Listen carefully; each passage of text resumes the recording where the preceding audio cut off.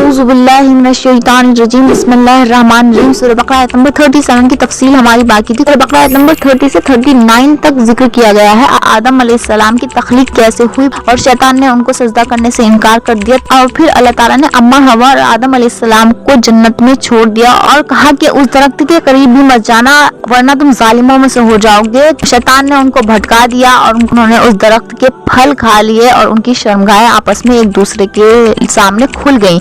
इस बात की तफसील मिलती है सूरह आराफ में आयत नंबर 19 से आयत नंबर 28 तक तफसील से इनका जिक्र आता है और सूरह तौहा में भी 150 से 124 तक इस बात की तफसील हमें मिलती है। तो चलिए हम सूरह आराफ पढ़ते हैं कुछ आयतें। और हमने आदम अलैहिस्सलाम से कहा कि तुम और तुम्हारी बीवी जन्नत में रहो और जहाँ से जितना चाहो जैसा खाओ पियो, लेकिन उस दरख्त के करीब भी मत जाना वरना तुम गुनहगारों में से हो जाओगे या जालिमों में से हो जाओगे।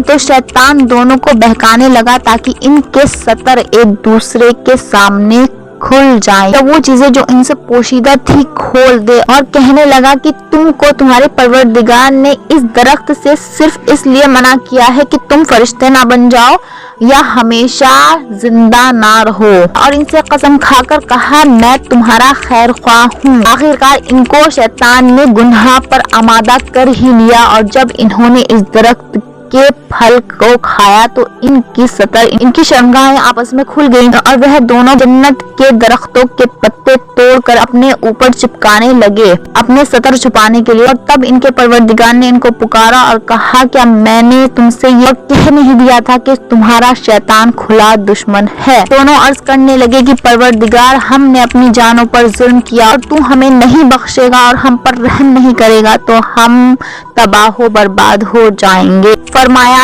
अब तुम जन्नत से उतर जाओ, तुम एक दूसरे के दुश्मन हो और तुम्हारे लिए एक वक्त खास तक जमीन में ठिकाना है। फरमाया कि इसी में तुम्हारा जीना होगा और इसी में मरना और इसी में से कयामत के दिन तुम निकाले जाओगे। इब्ने आदम या आदम अलैहिस्सलाम की औलाद, हमने तुम पर पोशाक उतारी है और तुम्हारे सतर ढांपने और तुम्हारी जीनत और तुम्हारी परहेजगार का लिबास है वह सबसे अच्छा है और ये खुदा की निशानियां हैं ताकि लोग नसीहत पकड़े। ऐ बनी आदम यानी हम आदम अलैहिस्सलाम की औलादे, शैतान तुम्हें बहका ना दे जिस तरह तुम्हारे माँ बाप को जन्नत से निकलवाया और इनसे इनके कपड़े